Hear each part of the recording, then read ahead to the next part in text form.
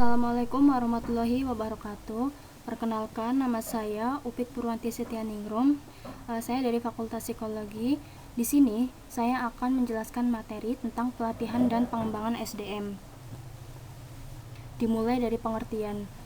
Pelatihan. Pelatihan merupakan proses pendidikan jangka pendek yang mempergunakan prosedur sistematis dan terorganisir, sehingga tenaga kerja non-manajerial mempelajari pengetahuan dan keterampilan teknis untuk tujuan tertentu.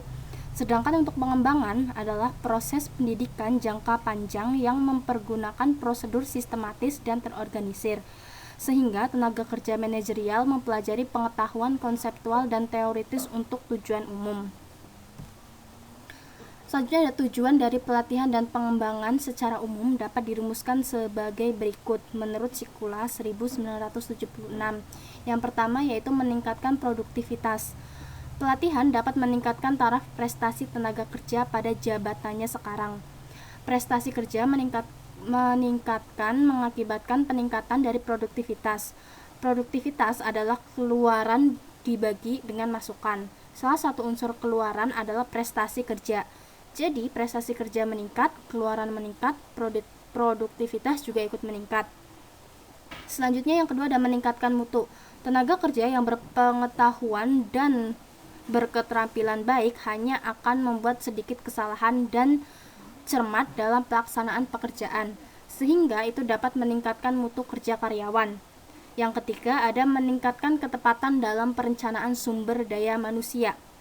Pelatihan dan pengembangan yang tepat dapat membantu perusahaan untuk memenuhi keperluannya akan tenaga kerja dengan pengetahuan dan keterampilan tertentu di masa yang akan datang. Yang keempat, ada meningkatkan semangat kerja. Yang kelima, menarik dan menahan tenaga kerja yang baik. Yang keenam, menjaga kesehatan dan keselamatan kerja. Yang ketujuh, menghindari keusangan atau obsolescence. Terus yang kedelapan ada menunjang pertumbuhan pribadi. Penyusunan program pelatihan atau pengembangan terdiri atas bermacam-macam tahap, yaitu yang pertama ada tahap identifikasi kebutuhan pelatihan atau studi pekerjaan, job study.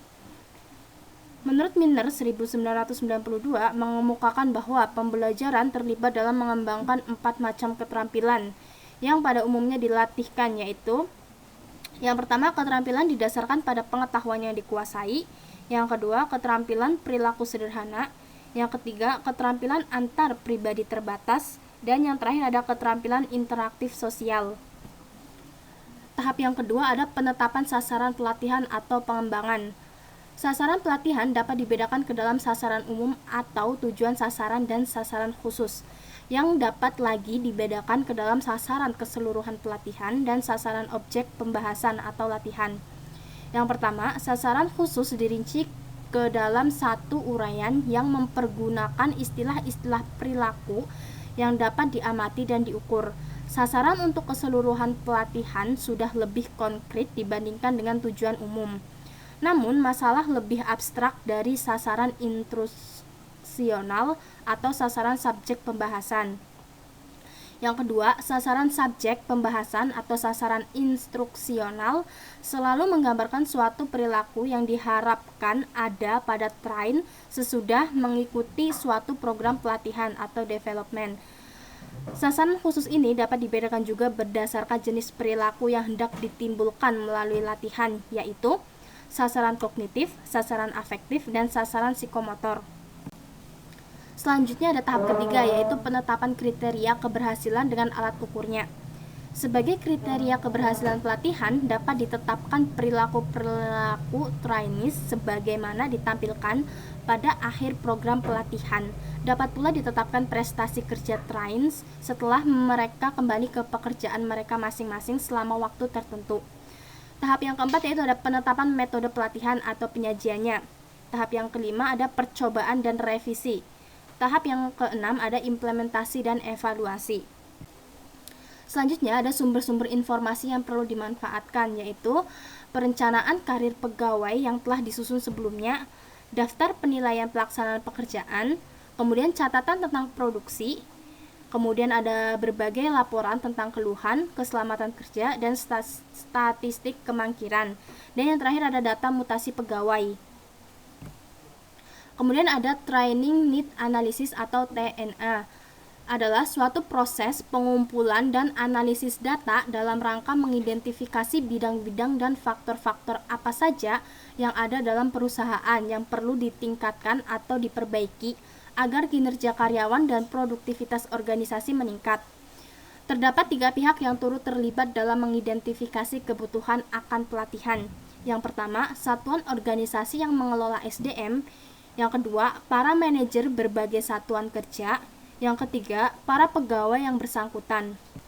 Kemudian ada tujuan TNA. Yang pertama, untuk memperoleh data akurat tentang apakah ada kebutuhan untuk menyelenggarakan pelatihan. Yang kedua, merupakan alat untuk mengidentifikasi kesenjangan antara kinerja yang ada saat ini dengan kinerja standar atau yang diharapkan untuk dilakukan karyawan. Yang ketiga, ada memastikan bahwa training memang merupakan salah satu solusi untuk memperbaiki atau meningkatkan kinerja dan produktivitas perusahaan.